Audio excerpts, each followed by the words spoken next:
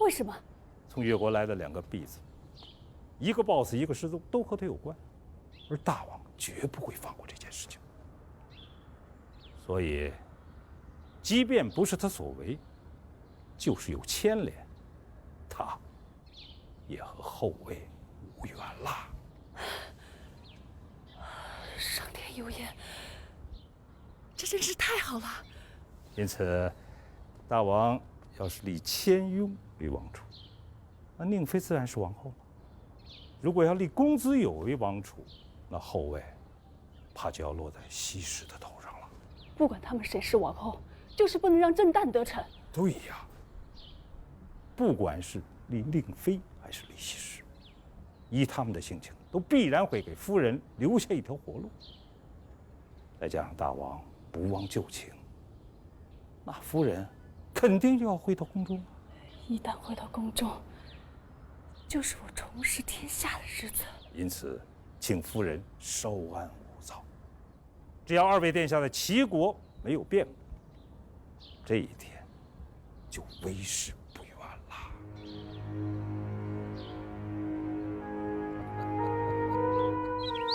夫人，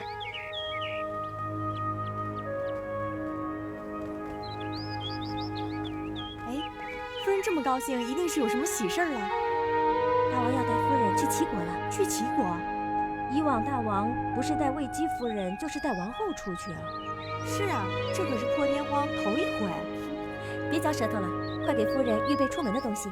是。哎，说，真是稀奇啊。对呀。夫人，我来。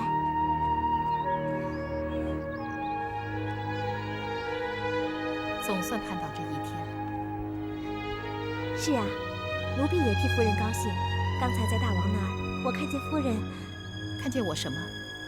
大王拉着夫人的手，说是要带夫人出去，夫人的脸嗖的就红了。放肆！我高兴，我当然高兴。很久都没能陪着大王了。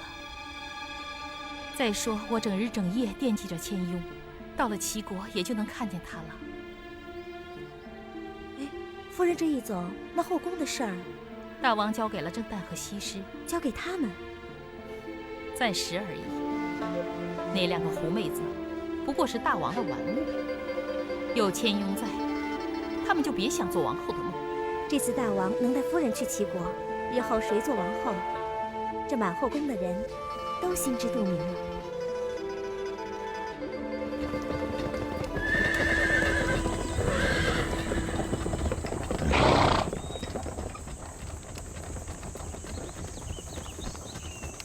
山路崎岖，车轿颠簸，让你辛苦。妾妃能和大王在一起，高兴还来不及呢，那就说到辛苦了。好啊，这就好。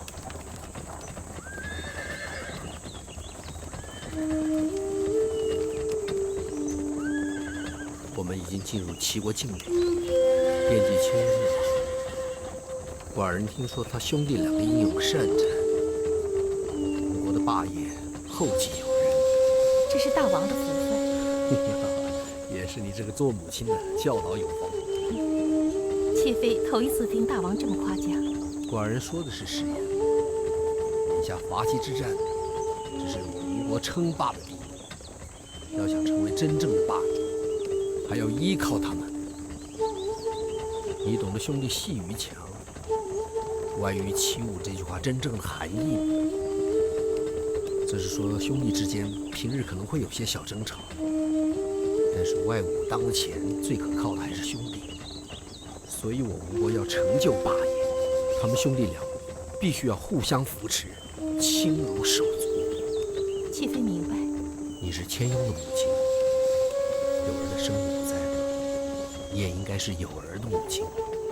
请大王放心，妾妃会对他们一视同仁。好，真能如此，那就是寡人之福，也是我吴国之福。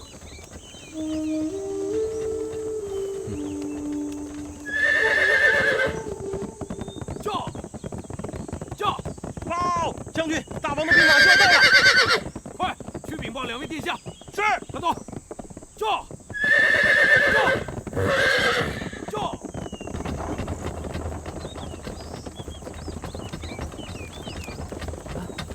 大王，急庸将军来迎候大王。停车！停车！驾！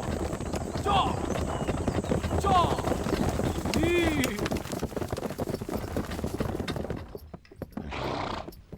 末将叩见大王，叩见夫人。战事如何？我吴国的兵马势如破竹，大殿下打下了博姑，二殿下攻入了陶城，南宫将军占领了营丘。我们的兵马不是已经抵达昌乐了吗？是，昌乐城已然落入我手。那守城的江聪呢？事有蹊跷，他是弃城而逃的。弃城而逃？是啊，依他的心情，绝不会不战而退。可不知为什么，只留下一座空城，就逃进了木林关。大王，二位殿下来了。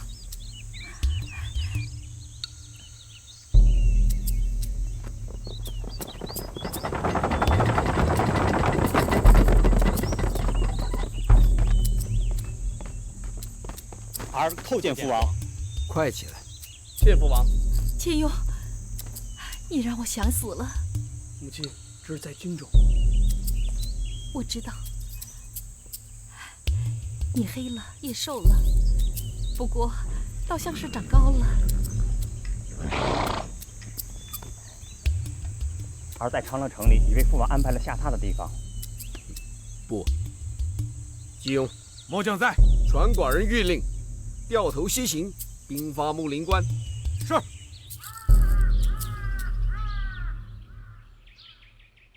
他们距离这里还有多少路程？不足10里。是和是退，殿下还要尽早拿个主意啊！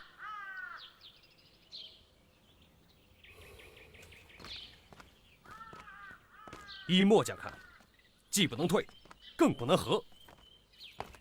博姑陶城尽失敌手，我们的兵马不及夫差一半，这仗无论如何打不得呀！我们已经连丢3城，大王不会饶了我们。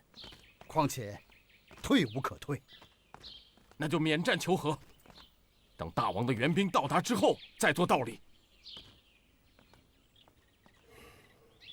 当日出使吴国，我得罪了夫差，就说免战求和，他也绝不肯答应。那就拼死一战，哀兵必胜，杀退夫差也并非没有可能。殿下，越国的裘善将军来了，请。是。你们先退下吧。是。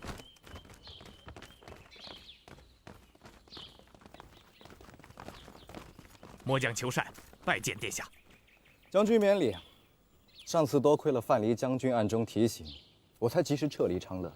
是啊，范蠡将军说那里无险可守，他担心殿下遭遇不测。替我谢谢范将军。我看这莫林关倒是好多了。刚才末将一路走来，看到殿下布防严密，守住这一关，一定会有胜算。未必啊。我连失3城，军心不振，再加上朝内有人作祟，时至今日，我仍未见到援军的踪影。我现在是战不得，和不得，更退不得。哼，那就请殿下看看这个。这是什么？这是范蠡将军写给殿下的密札。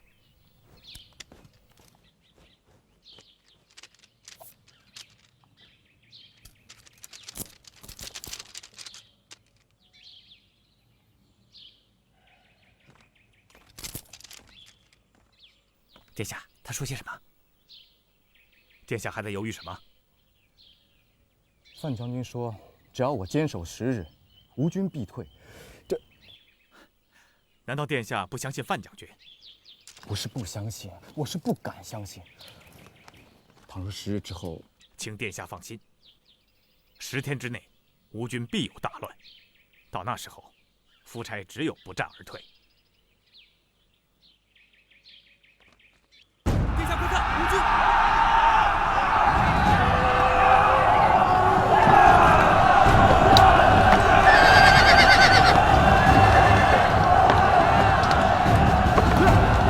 传本殿下之令，4线城池，严退，严赏缴。杀！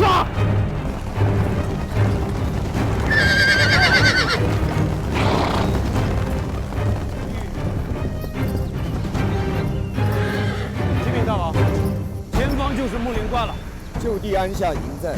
是。慢。派出多路探兵勘察关内虚实，即刻禀报寡人。是。住。一队，快！那边。禀禀大王。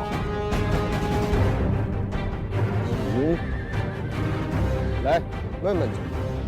经几路探兵查看，江聪意在拼死一战。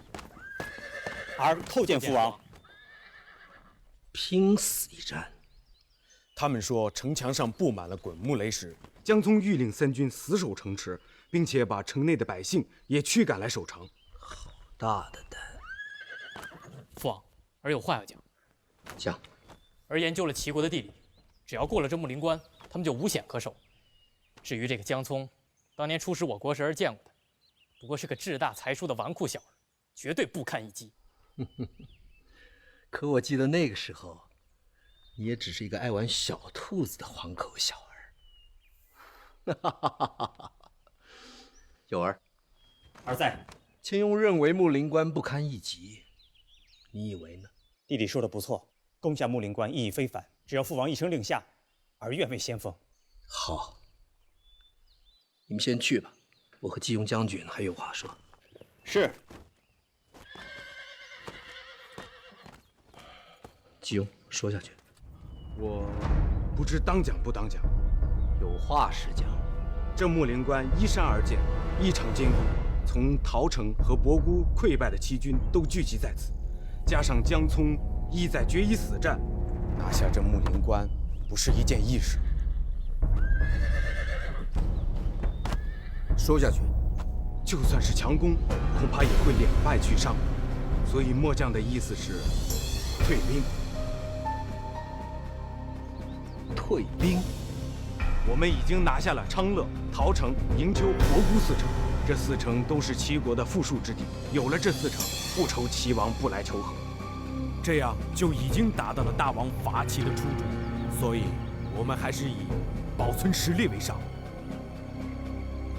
寡人要想一想，好好的想一想。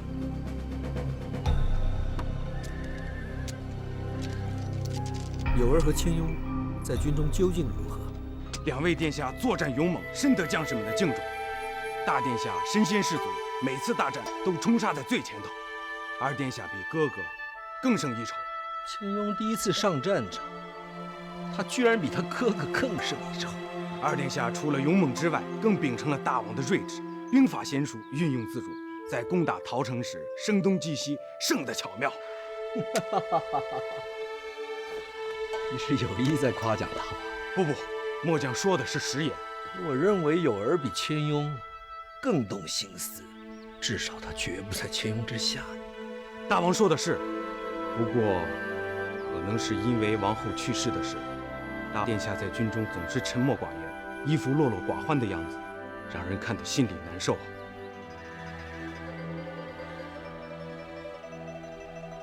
宁妃夫人刚才让我禀报，用饭的时辰到了，让探兵再探。寡人要知道，江聪在木林关之前，他用了哪些御敌的手段？此事之前禀报寡人。是。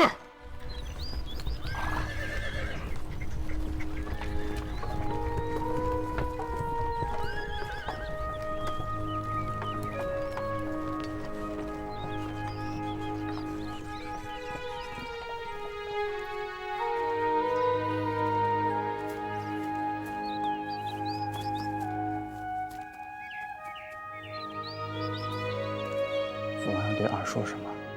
你不想和我说些什么吗？为父多想看到你过去的模样，英姿勃发，神采飞扬。大战当前，你不该这副样子。是。是不是在怀念你的母后？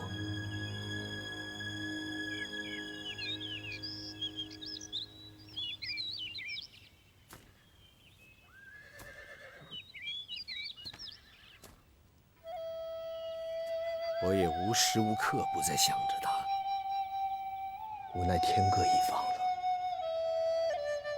即便你不开口，我也知道你不会不想，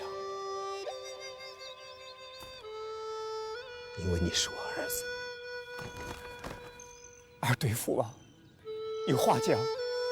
你说，虽然儿对后宫的事情并不禁止，可是儿知道母后死的冤屈，她不仅爱我，更爱父王。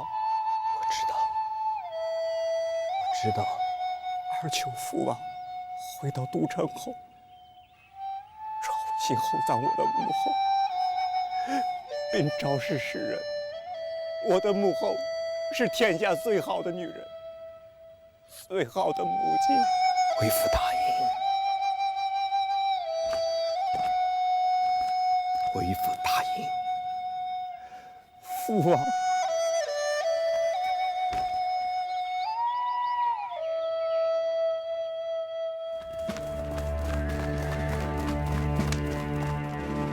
将军说过了，江忠义在拼死一搏，破破木林关。寡人想听听你们怎么说。大王，箭在弦上，不能不发。这江聪只是虚张声势而已，绝对不堪一击。大王，季雍将军虽然说的有理，不过我军连下4城，气势如虹，只要一鼓作气，稳操胜券。末将以为困兽犹斗，这一仗打下来恐失元气，拿下了4城就可以逼齐王议和，不战也罢。我看可说不准，兴许齐王会调派军队和我们争抢，所以只要拿下这木林关，是战是和就由不得他喽。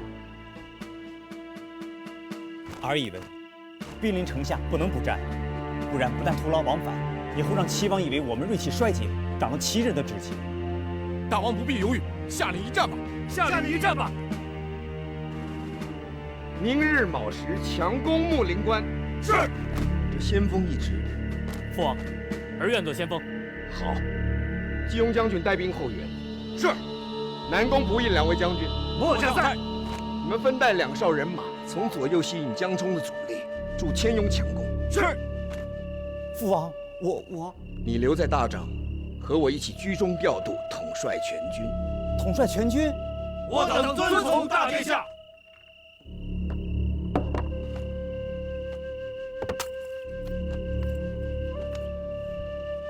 有儿，儿在，这是先王所赐的鼠肉剑，从来以此号令3军。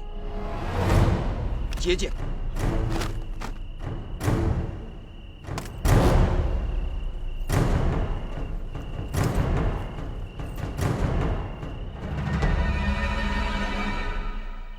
夫人，慌张什么？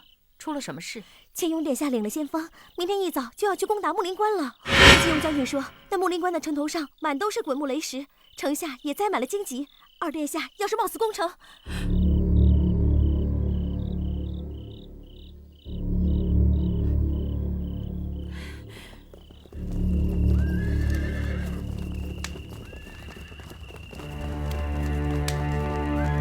你寡人在那边加派人手，每人偷袭。是。你连夜望着那边。好，是。快点。先锋将军千雍有令，各军进入阵地。母亲。南宫将军有令，右军进入阵地。母亲，告诉我，你的父王要你做先锋了？是儿主动请战的，母亲等着看吧。明天儿会是第一个登上那木林关的。不，你不能去冒险，你不能去做先锋。母亲为什么不让我去做先锋？母亲不是一直盼着我为国建功吗？我问你，你的哥哥公子有做什么？和父王一起统帅3军。统帅3军？你们同为兄弟，为什么他来统帅3军，你去冒死送命？我不许你去，就是不许你去。母亲，哥哥德才兼备，你当做统帅，这是阴谋。也许有人盼着你死在战场上，好让你的哥哥成为王嗣。难道你愿意眼看着他日后继承王位吗？愿意。我不但愿意，我还愿意辅助他成为天底下最伟大的君王。你，母亲，这是在军营，没有人可以当着3军将士的面打着这脸。我是你的母亲，我有权教训你。哎呀，在这儿不行，绝对不行。不，你是我的儿子，我不能没有你，不能没有你。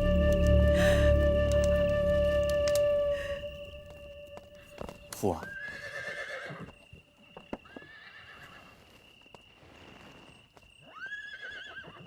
幼儿，你应该明白为父这样安排的用意。可你的神色却告诉我，你答应得很勉强。我担心自己志大才疏，会辜负父王的期望，而且，说下去。而且儿觉得弟弟能文能武，比儿更有帅才，所以我希望父王能让他留下来，让我去做先锋。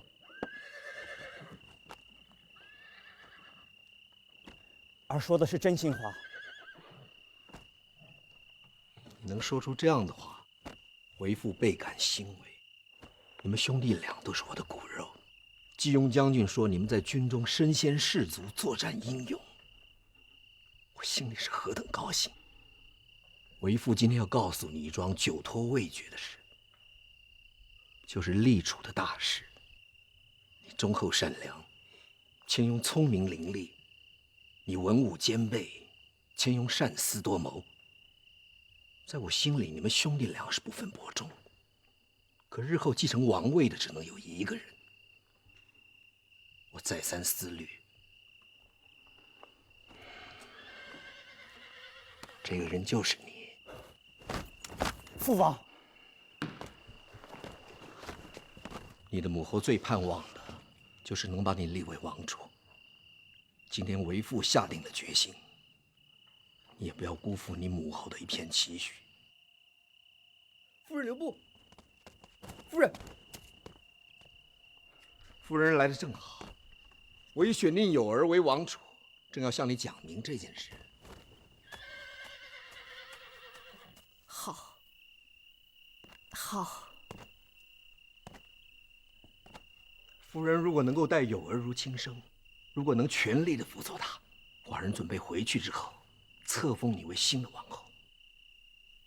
大王，妾妃愿意照料大殿下，把大殿下视为己出。可是妾妃愿意放弃后位。你不愿意做王后？不是不愿意，是妾妃想用后位换取对大王的一个请求。请求什么？请求大王不要让谦雍去做先锋。大王，妾妃只有谦雍一个儿子，他就是妾妃心中的一切，我不能没有他。他还小，我不能让他冒这样的风险，求大王答应我。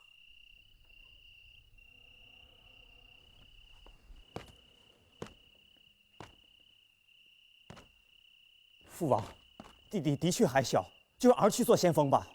你的请求告诉谦雍了吗？没有。你以为他会感激你？他会怪我，因为他的身体里流着大王的血，他像大王一样从不畏死。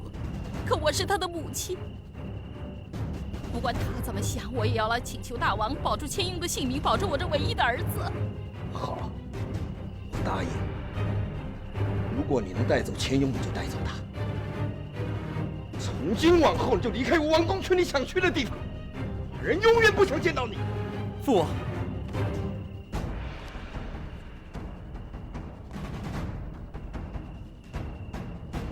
可寡人相信，你带不走谦雍。就像你刚才所说，他身上流着寡人的血。妾妃只是希望不要让他做先锋。这不可能！我要成为霸主，日后还要面对无数的硬仗。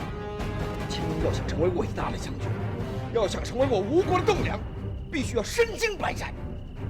寡人无论如何都没有想到，谦雍能有这样一个好哥哥，却没有一个明事理的好母亲。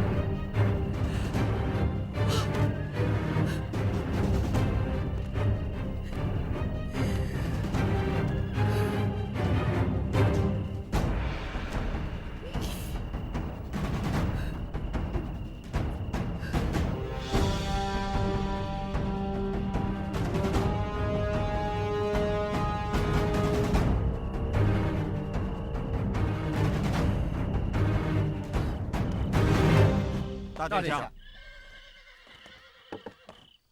大殿下，该吃些东西了。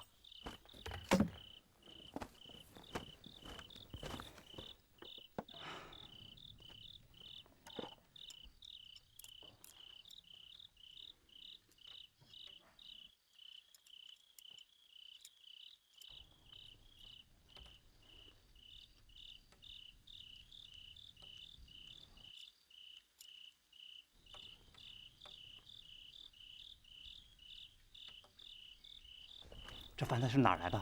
是个兵士送来的。长得什么模样？个子不高，瘦瘦弱弱的，说是新来的小伙夫。他在哪儿？刚才还在外面。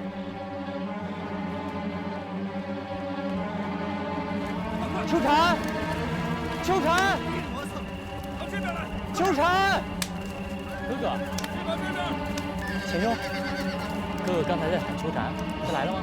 肯定是来了。他给我做了我最爱吃的五香腊肉。算了，我们进去说吧。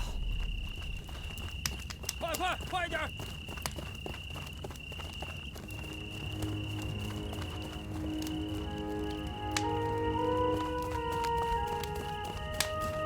你们几个过来！弟弟，多吃点。好，尝尝这个。哇，多吃点这个菜。行嘞。哥，你怎么了？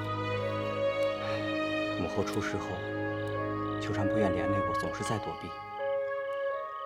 可她哪知道我的心？如果哥哥认定他来了，就想办法找到他，然后再把你心里想的全都告诉他就行了。你觉得秋蝉肯回到我身边吗？肯，一定肯。像我的梦瑶，只能在梦里相见了。哎，哥，来。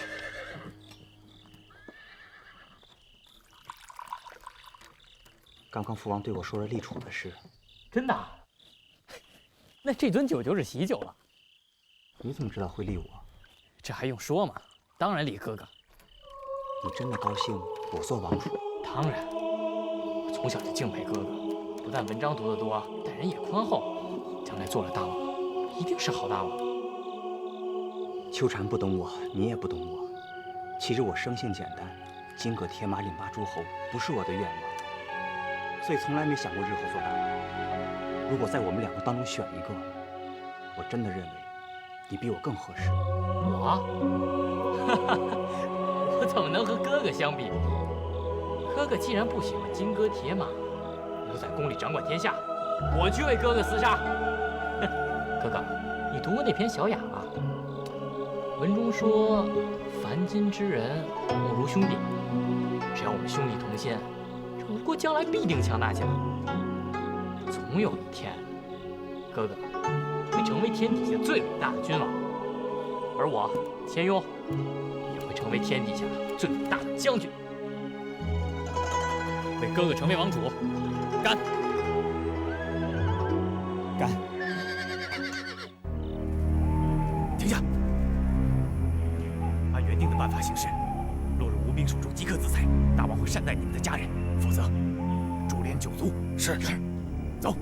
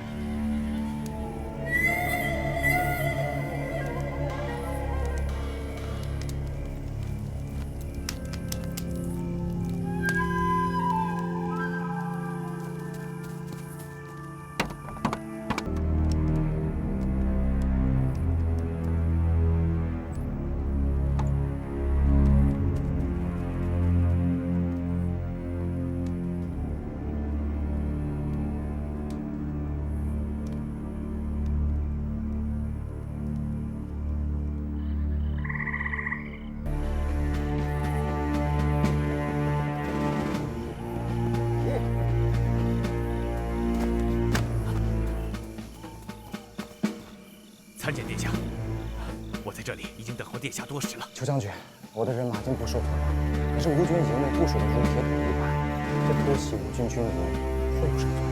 末将的属下必然混进那里，配合殿下里应外合，结营不求取胜，只求袭扰军心。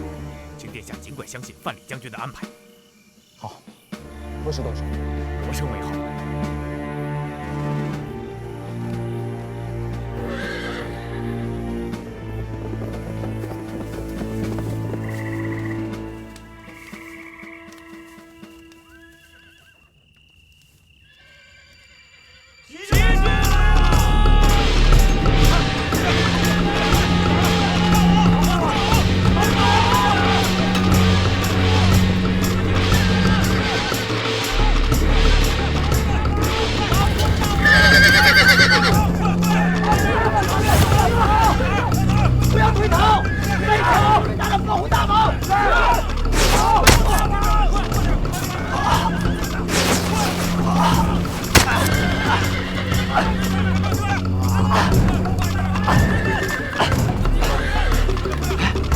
禅，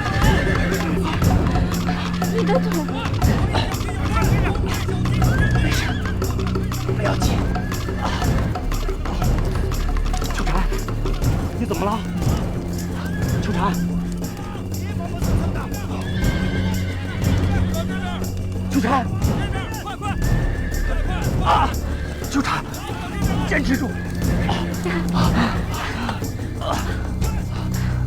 抱歉。秋蝉，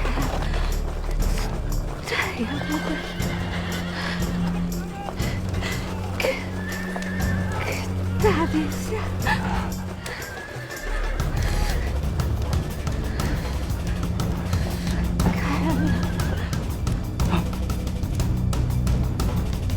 秋蝉，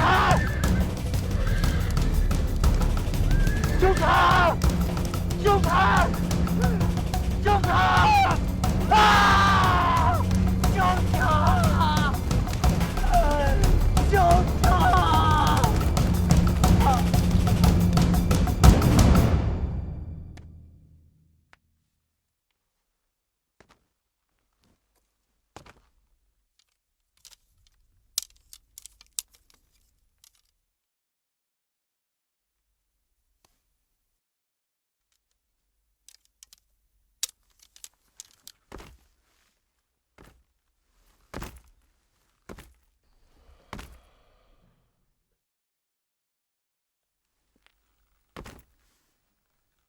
启禀大王，大殿下的腿恐怕难保了。剑簇进过剧毒，如果不及时把腿断掉，唯恐大殿下性命难保啊！大王，这2支毒箭蹊跷得很呐，不但是我无辜所造，还是先王命名的西甲剑。西甲剑不是宫中专用的吗？上面该有用者的名号。这名号已被刀挂掉了。父王，哥哥到底上哪儿了？哥哥，哥哥，哥哥到底怎么了？出去，我有话对你说。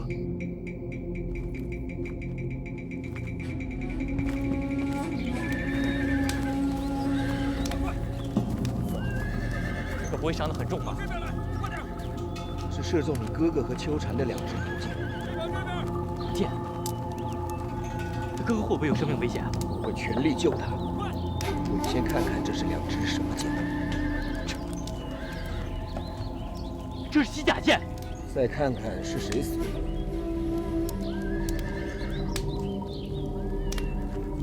父王，这一定是有人栽赃孩儿，我绝对不会去害自己的哥哥。对，一定是有人会见了我的帐内，盗走了我的剑。一定是这样，一定是这样。你身为带兵的将军，你的军帐日夜有人守卫，难道连随身所用的兵器也会丢失吗？父王，我对天发誓，这件事绝对不是我干的，我绝对不会去伤害自己的同胞兄长。好，把你要辩白的话对你的哥哥说。父王，父王！启禀大王，大殿下的腿要马上断掉，不能再等了。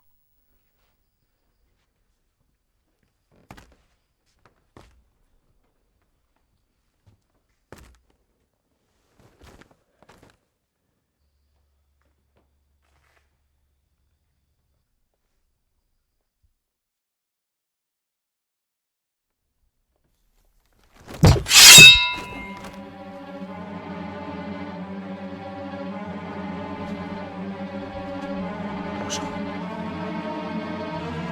帮你哥哥把伤腿断掉。动手！就这样才能救出南明。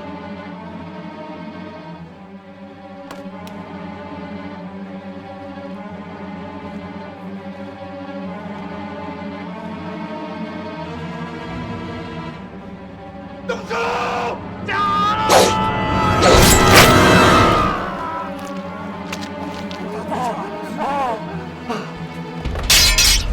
秋蝉，秋蝉，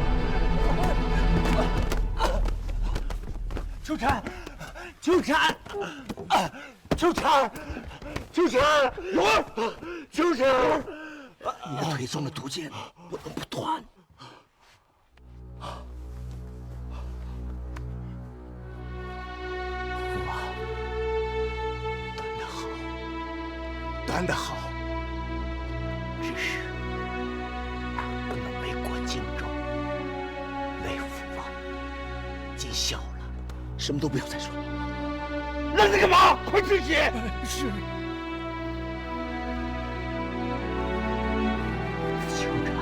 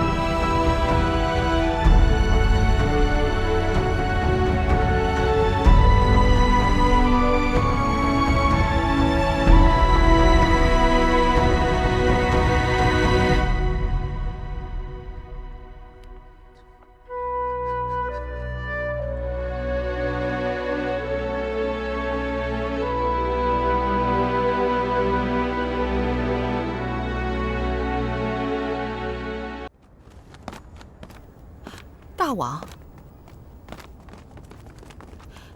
钱雍，钱雍，大王，他怎么了？钱雍怎么了？他昏过去了。为什么？尤儿死了，死在钱雍的西甲前。这不可能，不可能！的确是不可能。钱雍和尤儿手足情深，只有一个人脱不了干系。他和尤儿挡住了钱雍的路。谁？就是你！夜我看见你仇视尤儿的眼神，我早该防备。大王，我看你是气疯了。你这么说有什么证据？只有你最希望尤儿死。只有这样，钱雍才有可能成为储君。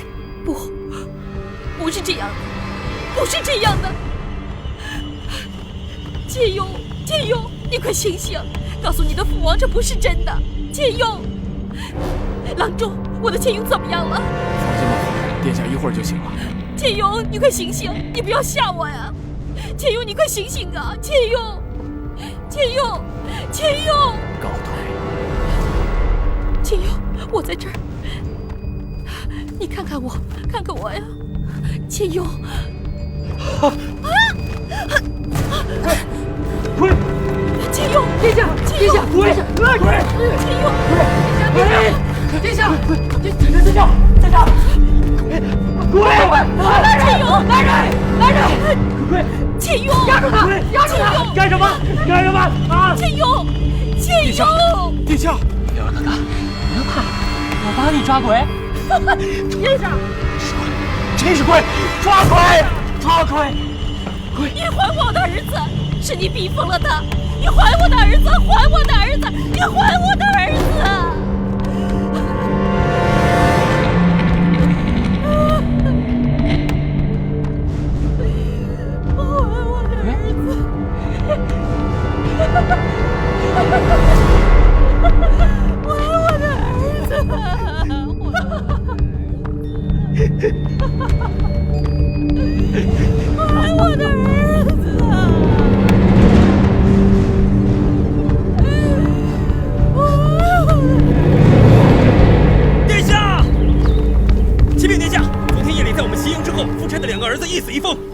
你说什么？夫差的2个儿子一死一疯，吴军大营里乱成一团，看样子他们要准备撤兵了。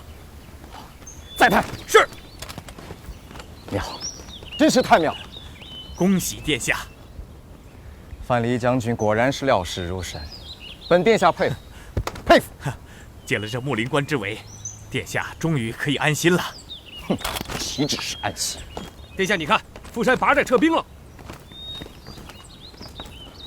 承本殿下之命，秦朝出动追击吴兵，如有生擒夫差者，上万计。是。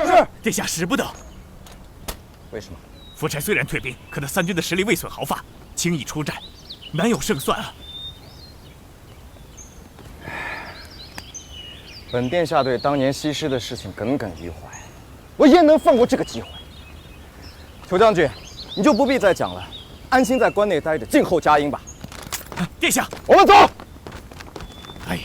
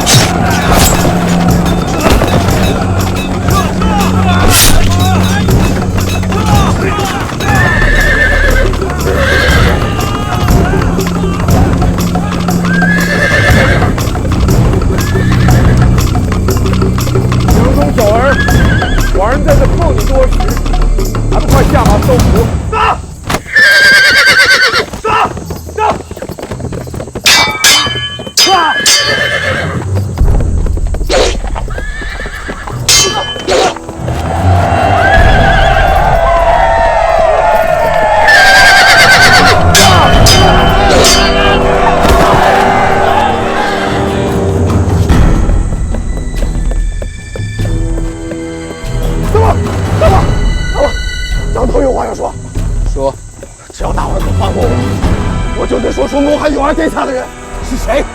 我谋害有儿殿下，就是为了要栽赃天庸啊！别啰嗦，快告诉寡人是谁杀害了有儿！他们，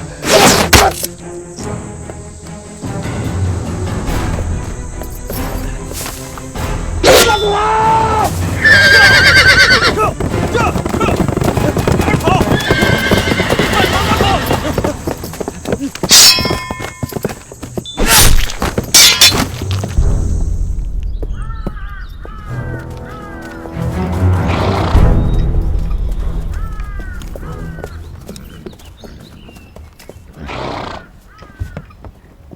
秦勇，你跟我说说话。秦勇，听见没有？跟我说说话。秦勇，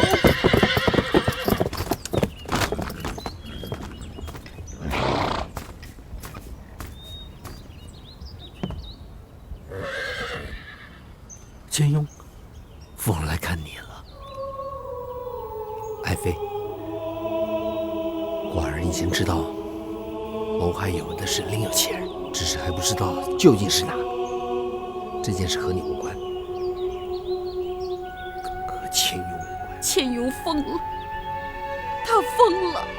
难道他成了这副模样，就换来大王这么一句轻描淡写的话吗？秦勇也是我儿子，我和你一样爱他。回到吴国后，我会征召天下最好郎中来诊治他。回到吴国后，我就带他走，走得远远的。做你的王妃有什么好？做你的儿子有什么好？什么后裔，什么储蓄，我不会再稀罕了。我现在只想带他离开，带他去过安安稳稳的日子。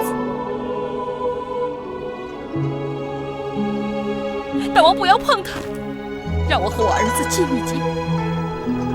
大王，还是回到皇轿上去吧。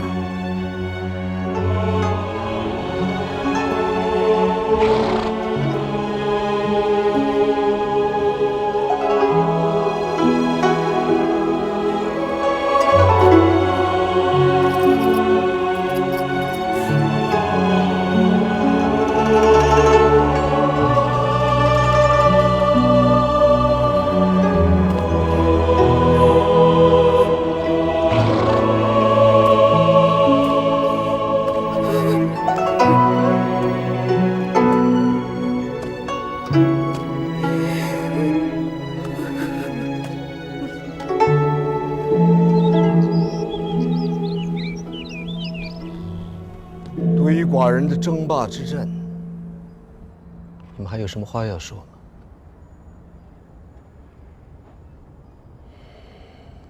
吗？就这么定了。大王，臣有话说。臣以为争霸之战不可轻启。我吴国毕竟国力有限，战事一开，无论是兵源还是粮草都很难接济。更何况，齐、楚、韩、赵都是不可小觑的大国，这样匆匆讨伐，绝无胜算。相国老了，你真的老了。人一老就会变得畏首畏尾。虽说我吴国的兵源和粮草并不算充裕，可一旦战事开启，胜一国就可以得一国的百姓和财物，胜一地就可以得一地的衣食和车马。何愁粮草不济，何愁兵源不济？这些大国兵马强壮，岂能有战一国就能胜一国的把握呀？大王，相国说的也是，伐齐之战刚刚结束，还是休养生息一段为好。是啊，这称霸之战战的就是一国的实力，我们的粮草、兵马还不足以支撑一场场大战，大王还是三思啊。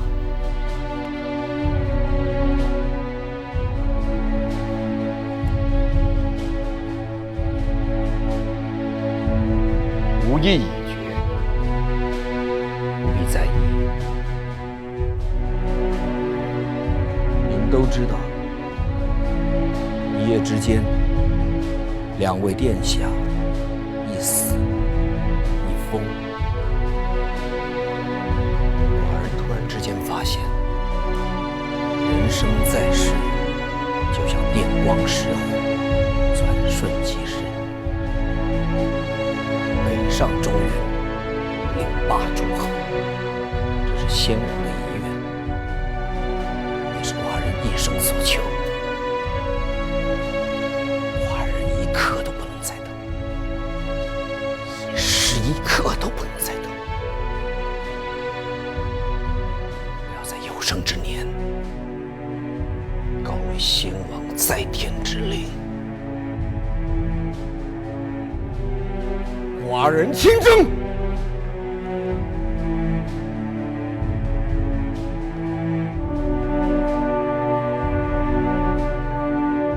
拜相国为建国，留守都城。是说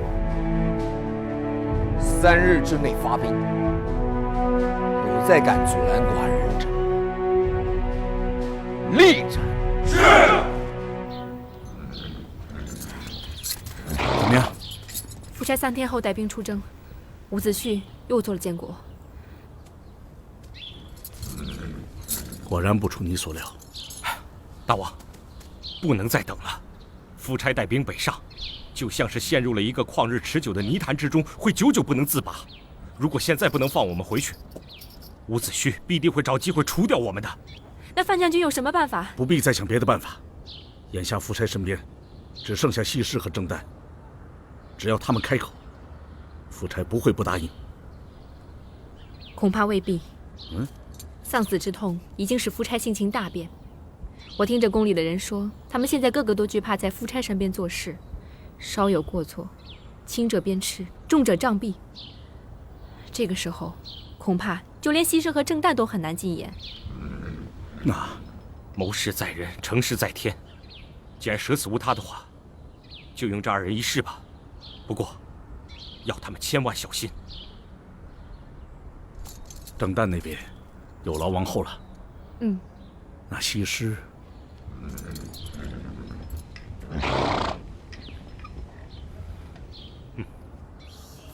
明日是有儿的百日忌日，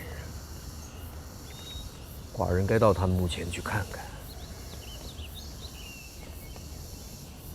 我说的话你没听到吗？我听到了，我是在想，大王不该这样难过了。眼下就要出征了，这样下去，身体……有儿如果是你儿子，你就不会这样对寡人说话。也许吧，可我是真的担心大王的身体。一夜之间，寡人真成了孤家寡人。究竟做错什么，上天你要如此待我？停下！大王，你们在高兴什么？是在幸灾乐祸、讥笑寡人吗？奴婢不敢。喜子，乾隆在，打，给我狠狠的打！大王饶命！大王饶命啊！他们还年小不懂事，求大王就快谅解。就此，你管教不严，还敢替他们讲话？打！拉出去，狠狠的打！起来！求大王饶命啊！大王饶命啊！大王！夫人，应妃宫里来人了，说是有要紧事对夫人讲。在哪里？我让他在厅里候着呢。走吧。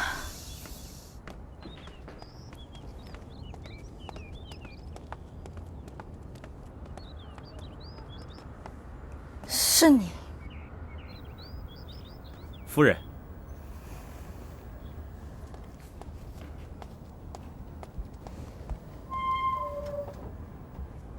事态紧急，我才贸然前来找你。既然因为婉婷的事，我已经答应了勾践大王，有什么事就请说吧。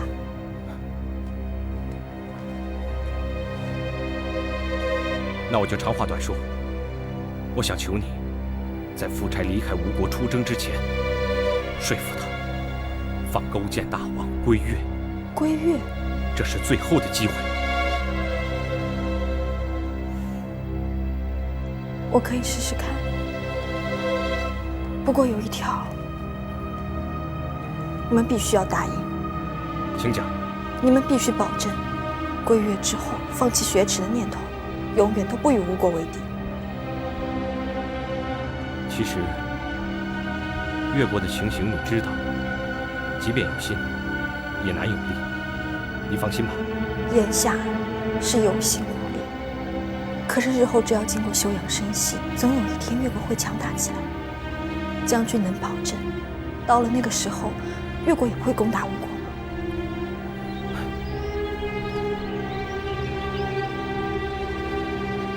如果将军不能保证，那就请回吧。我不能骗你。如果有一天越国的力量真的超过了吴国，勾践大王是不会忘记会稽之仇的。谢谢你对我说的实话。我知道勾践大王有复仇的理由，也知道你在这进退之中。可是我已然是夫差的女人。我没有理由去背叛一个我爱的男人。说的是，说的是。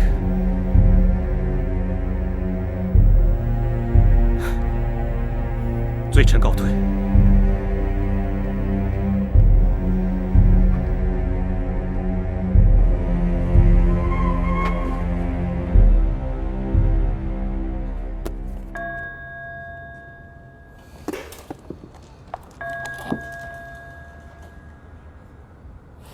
这是大王从越国带来的最后几件珍品了。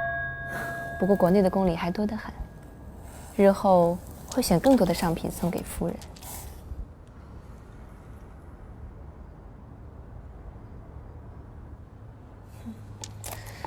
礼下于人，必有所求，这个我知道。说吧，又是什么事儿？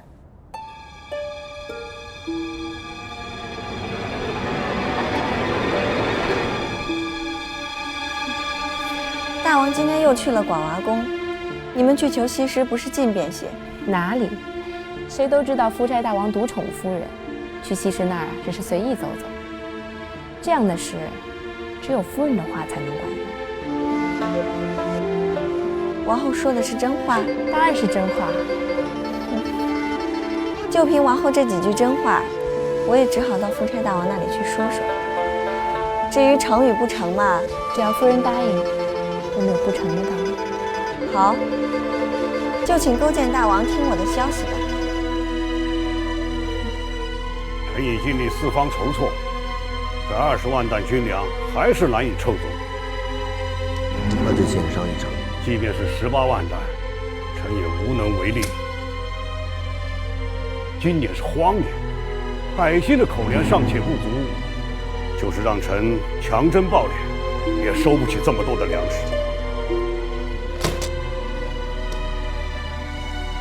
太宰，臣在，你务必要协助相国征收到这18万担的军粮。臣尽力。军械准备的如何？细事紧缺，匠人们纷纷叫苦。在大王要求的时限内，很难造出这么多的矛戈急箭。这也不行，那也不行。寡人要你这个相国何用？亡命如山，备不起这些粮草军器，寡人按律而断。不是臣不为，是不可为。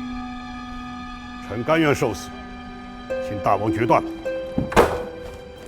大王，臣拜见正旦。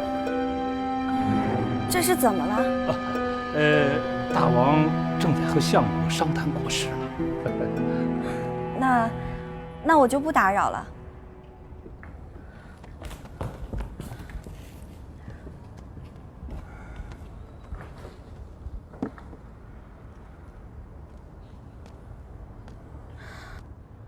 大王，妾妃有件事想和大王讲。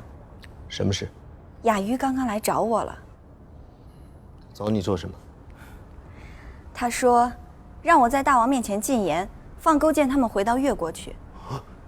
大王，他们这个时候想回越国，必有阴谋。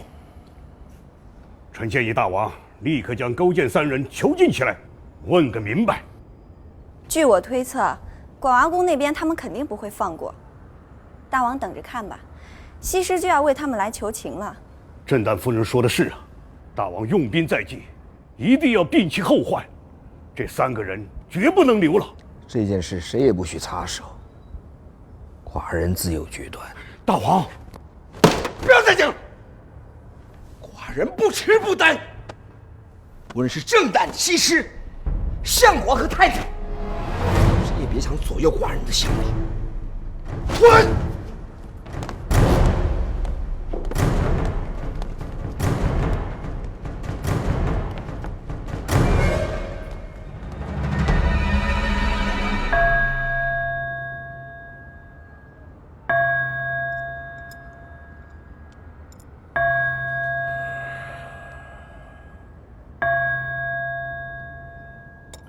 你没有话要对寡人说吗？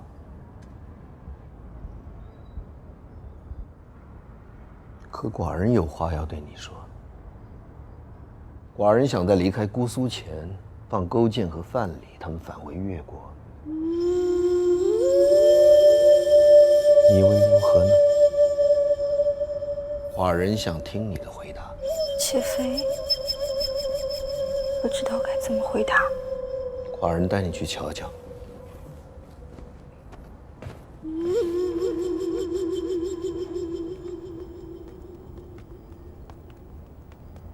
如果我没有猜错，范蠡一定到这里来过，也一定拜托过你什么，所以寡人把生杀大权交给你。你点头，寡人可以放他们返回越国；你摇头，今天就是他们的死期。你是没听懂，还是不相信寡人的话？妾妃的确不行，我不相信。只要我点头，大王就会放他们回去。君无戏言，可是我要告诉你，他们从入伍的第一天起，心里就没有安分过。你要不信，可以到马厩里去找找看，在后墙那块石头上，勾践曾刻下4个字：仁者中昌。这就是说，他们相信还有血耻复国的一天。大王说的不错，范蠡将军也这么说过。既然如此，你就该回答寡人。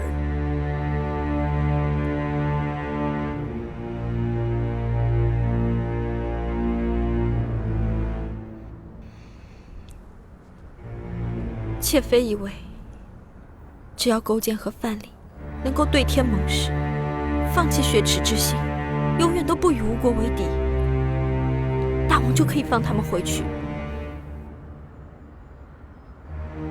故国难忘，旧情难消。寡人料到你会这么讲。妾妃这样讲，更是为了大王。为了寡人，大王就要北上征战，在这样的时候，如果他们能够臣服大王，跟随大王，那吴国就会更加安稳，更加强大。妾妃也不用日日夜夜的为大王选新人。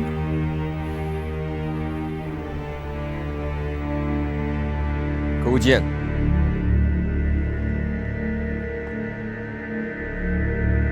寡人对你们的计谋一向了如指掌。你们为什么把西施和郑旦当作贡品？寡人也明白。我之所以让你们活到现在，不是因为寡人的愚蠢，是因为寡人从不相信你越国有复仇的可能。就算寡人放你们回去，就算你们励精图治，就算你们费尽心机，小小越国的实力，永远也别想与我吴国匹敌。大王，大王，范将军，寡人给过你很多次机会，你都拒绝了。我知道你心里藏着更大的野心。寡人早就知道你和西施的过往，可这世上的绝代佳人，只属于真正主掌天下的英雄。因为只有这样的英雄，才能善待自己的女人，才能让她享有真正的男欢女爱。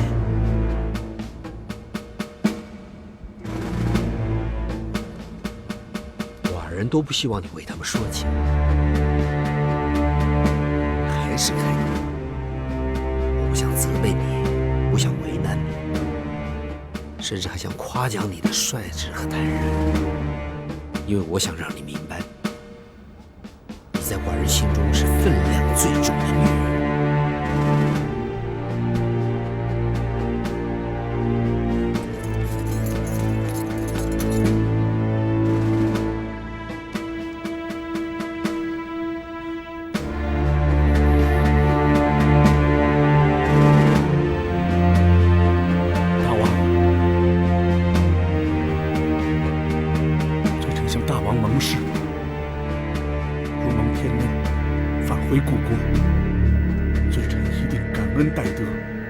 永远臣服吴国，臣服大王。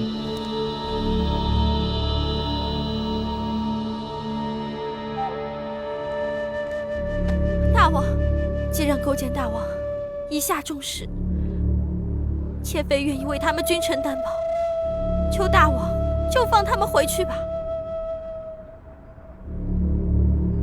勾践说心里话，寡人并不相信盟誓。更不相信你会永远臣服于寡人。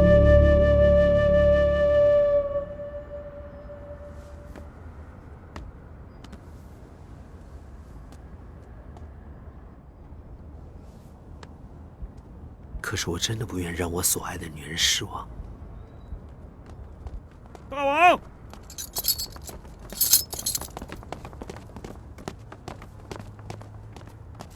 臣叩见大王。起来。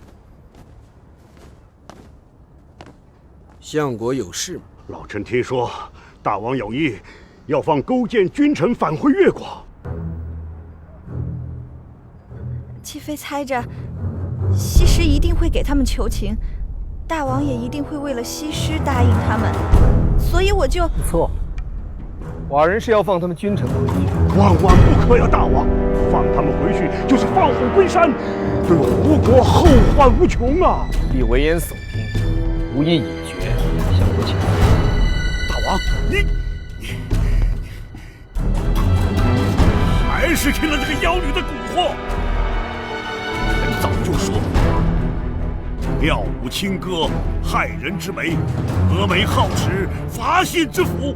没想到，时至今日，你还是听了他的话。闭嘴！老夫就是要说，什么江山社稷，什么千秋霸业，可怜了，可怜我吴国25代的江山，迟早有一天会毁在你的手里。伍子胥，难道你非找死不成？臣的所言所行，都是为了吴国，为了大王。自以为有功于吴国，就敢无视于寡人？别忘了，当初你只是楚国的一个罪臣。不错，我曾是楚国的罪臣，可是当年卑躬挂剑来到吴国，偏王不弃，得以报效。从始至终，臣敢说，臣的赤胆忠心，天地可见。你把自己的儿子送到齐国，也是赤胆忠心吗？还敢说对寡人绝无二心？臣的确将儿子送往了齐国，那是因为大王你不听劝谏，近小人远贤臣，早晚有一天会国将不国。你，寡人对你的容忍已经到了尽头，如此猖狂，寡人要再容你，那才是国将不国。大王，大王息怒，求大王宽恕相国，求大王念在相国年迈功高的份上，放过他吧。大王，老臣在临死之前，还是要再说一句话：这勾践君臣，绝不可放。说过大王一定要放他们回去，就等臣死后，把我的头颅挂在了姑苏城的蛇门之上，老夫要亲眼看看他们的复仇大军是如何冲进我吴国的都城，还要亲眼看看他们是如何取下你夫差大王的人头。伍子胥，还想留下你的人头？寡人要把你头碾为7份！哈哈哈哈哈哈！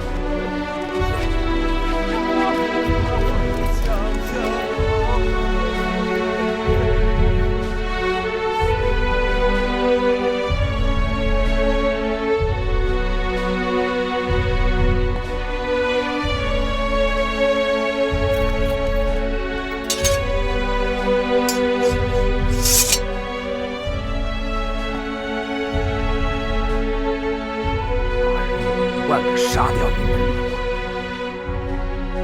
可是刚才伍子胥那番话，却给了寡人一个让我们活下去的理由。勾践抬起头来，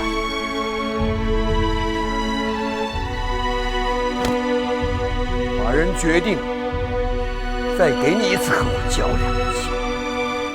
罪臣不敢，罪臣不敢。徐威。小奴在，吩咐下去。寡人启程之后备车马，送他们君臣返回越国。谢大王！谢大王！谢大王！谢大王！大王！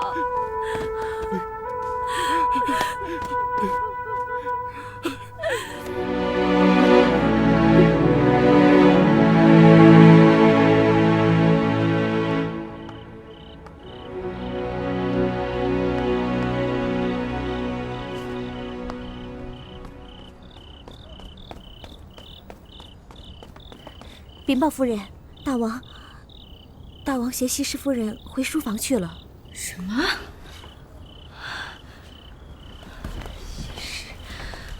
你个西施！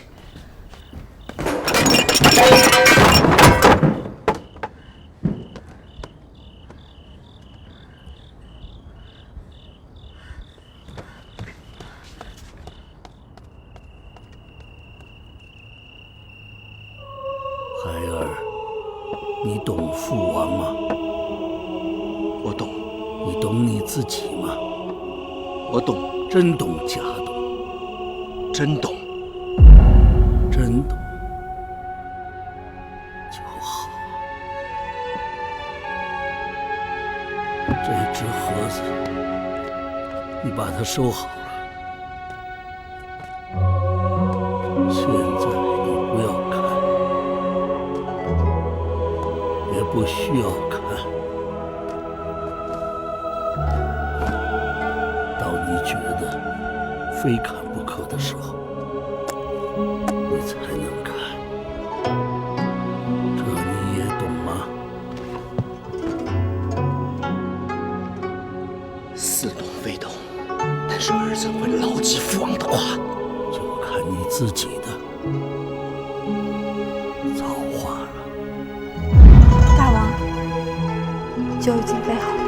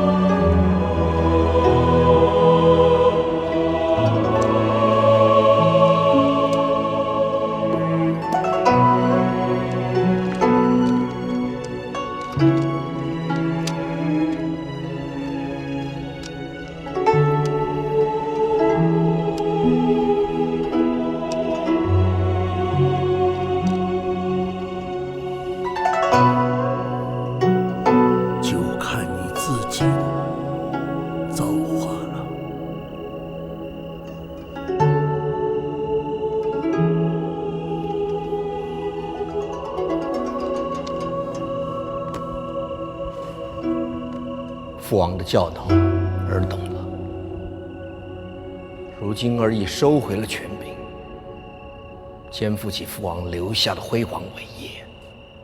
再过几日，儿将挥兵北上，实现父王领霸诸侯的宏愿。上天有我，父王有我。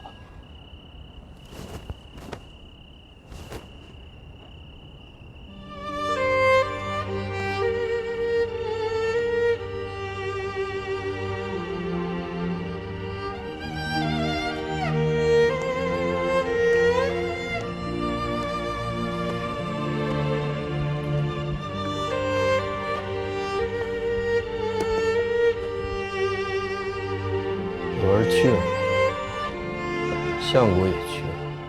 其实伍子胥的死，寡人心里并不好受，可不知道为什么，在寡人心里，他却像位严父，而我像个逆子。你为什么这么看着我？眼下吴国国富民安，大王为什么一定要去领兵打仗？难道征服天下就这么重要吗？你真的认为这是寡人的贪婪和野心吗？其实寡人这么做，依然和伍子胥有关。自寡人继位那一刻起，从没有把我放在眼里。他自以为是先王托孤的重臣，竟让寡人为他试战。寡人想做的每件事情，他都百般的掣肘。从我明白的那一刻起，就下定了求战求胜的决心。我要让全天下的人都看到，吴王夫差是列国之中最伟大的君王。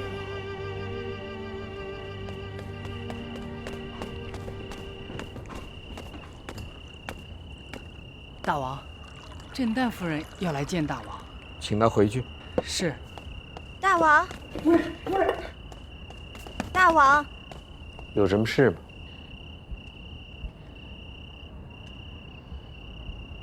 妾妃要告发一个背叛大王的女人。喜子，你先退下。是。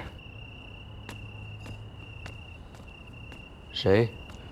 他，就是他。寡人倒要听听你要告发他什么。西施，祝罗家中的洞房花烛你忘记了吗？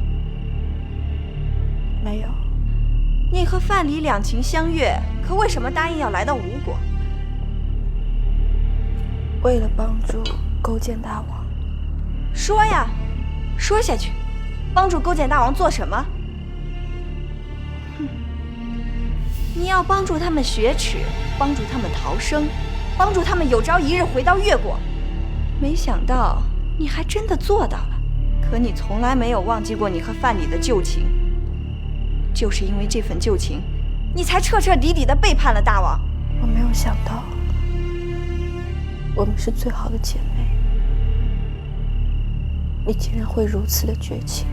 因为我不想看到大王再受到你的蒙蔽，不想看到勾践回到越国之后恩将仇报。大王，这样的女人绝不可留。你是要寡人处死她？